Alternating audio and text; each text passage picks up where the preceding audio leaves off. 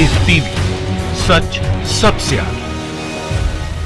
नमस्कार, मैं हूं वाहिद अली खान और मैं लाया हूं एक अहम खबर जो आपके रोएंटे खड़े कर देगी। जी हां, एक ऐसी खबर जो इंसानी बर्बरता को दिखाता है, एक ऐसी खबर जो आपके रोएंटे खड़े कर देगी और आपको सोचने पे मजबूर कर देगी कि हम कहां और किस समाज में जी रहे हैं। आपको मैं बात कर रहा हूं गुरुग्राम की। जी हां, कल गुरुग्राम में एक ऐसी घटना सामने आई जो कि इंसानियत को शर्मसार कर देती है। एक व्यक्ति अपनी रोजी रोटी को चलाने के लिए कुछ मीट अपनी गाड़ी में पैक करके ले जा रहा था, लेकिन अचानक कुछ लोग जो अपने को गौ रक्षक समिति के बोलते हैं वो आते हैं और उसे रुकने के लिए कहते हैं। वो व्यक्ति रुकता नहीं है, अपनी जान को संभालने के लिए वो भागता है, लेकिन सदर बाजार की तरफ उसने अपनी गाड़ी रोकी और जहां पर ये लोगों ने उसे घसीट कर बाहर निकाला। चलिए, बाहर निकाला, उसके बाद क्या हुआ? उसके बाद ये हुआ कि इस शख्स को हथौड़ों से पीटा गया। जी हाँ, इस शख्स का नाम है लुकमान। इसकी आयु अगर आप देखेंगे तो सिर्फ 25 साल का व्यक्ति है। इसका जुर्म यही है कि ये अपनी पेट रोजी रोटी पालने के लिए मीट का कारोबार करता है। और ये मीट कौन सा? वो नहीं जिसको सरकार ने बैन किया, वो नहीं जिसको सरकार गैर कानूनी मानती है। ये वो मीट है जो कानूनी तौर पर पिछले 50 साल से कारोबार किया जा रहा है इन व्यक्तियों के द्वारा। 10 लोगों ने इसको पीटा इतनी बुरी तरह कि पुलिस खड़ी होकर बेशर्म की तरह देखती रही। जब इस व्यक्ति की हालत खराब हो गई तो उस व्यक्ति को एक गाड़ी में ले जाकर दूसरे गांव में वहां पीटा गया। पुलिस देखती रही। जब मामला देखा हाथ से फिसल रहा है तो पुलिस हरकत में आई और इसे अस्पताल में भर्ती कराया। मैं कहना चाहूंगा कि क्या ये हरकत सही है? मैं आपसे पूछना चाहूंगा, क्या ये हरकत सही है? इससे पहले भी इस तरह की कई घटनाएं हो चुकी हैं जहां पर प्रधानमंत्री नरेंद्र मोदी ने स्टेटमेंट दिया है साफ तौर पर कि इस तरह की घटनाओं को रोकने के लिए पुलिस को कड़े से कड़े कदम उठाने चाहिए। गौ रक्षा के नाम पर इन निर्दोष व्यक्तियों को पीटना किस हद तक जायज है? आप मुझे बताइए, क्या ये सही है? सिर्फ इसका नाम लुकमान होने की वजह से पीटा जा रहा है, या ये कोई और नाम भी होता तो उसे पीटा जाता? इस देश की अखंडता और एकता परंपरा कहां जा रही है, किस ओर जा रही है? हमें सोचने पे मजबूर किया जा रहा है कि हम कहां रह रहे हैं। जब देश के प्रधानमंत्री बोल चुके हैं कि इस तरह के गैर कानूनी कामों को आप अपने हाथ में मत लीजिए और किसी को पीटना, किसी को मारना जायज नहीं है, तो ये लोग कौन हैं जो इस तरह की वारदात को अंजाम दे रहे हैं? कौन है ये व्यक्ति? कौन इनको कहता है और उकसाता है कि आप जाके इस तरह के काम दुष्कर्म कीजिए? लुकमान, जो अपना पेट पालने के लिए इस तरह के कारोबार करता है। लुकमान, जिसका परिवार है। लुकमान, जो पिछले कई सालों से इस तरह का कारोबार कर रहा है। गुड़गांव पुलिस वहां खड़े होकर देख रही है। बेशर्मी की हद हो गई। आज ईद का दिन है, वो कारोबारी है। और किस तरह का कारोबार? मीट का, बफलो के मीट का, जो कि हमारा देश और हमारे देश का कानून इस चीज की परमिशन देता है।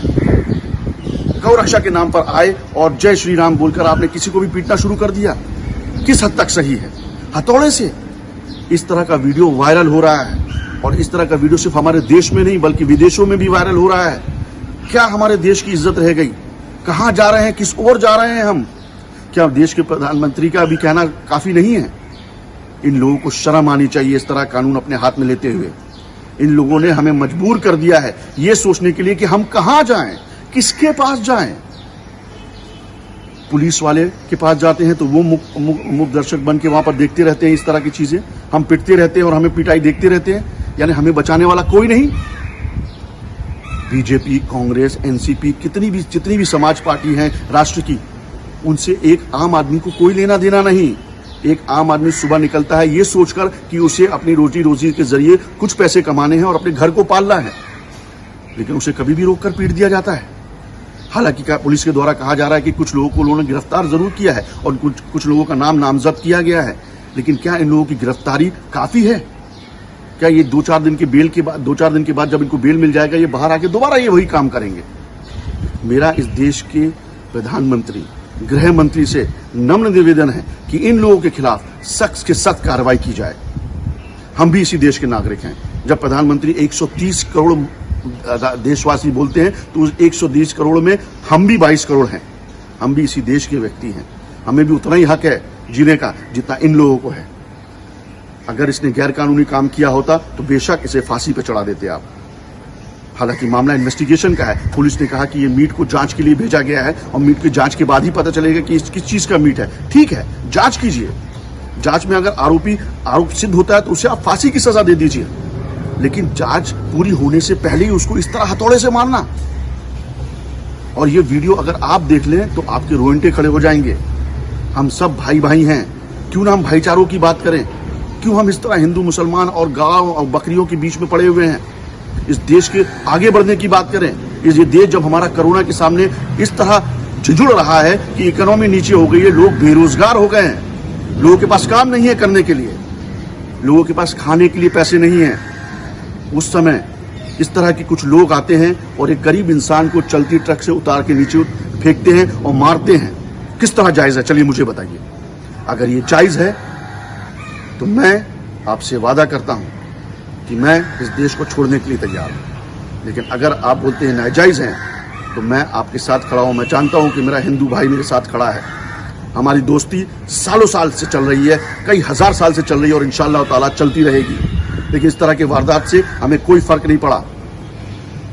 आपको याद होगा कि इस तरह की वारदात पहले भी हो चुकी है, लेकिन अब कहीं ना कहीं इस तरह की वारदातों को एक विराम लगाना जरूरी है। इस देश का व्यक्ति सामने खड़े हो जाए, चाहे वो हिंदू हो चाहे वो मुसलमान हो, एक दूसरे के लिए अगर खड़ा होने लगता है तो मुझे नहीं लगता कि ये चंद लोग हम पर हावी हो पाएंगे। जय हिंद, वंदे मातरम। लाइव टीवी, सच सबसे आगे।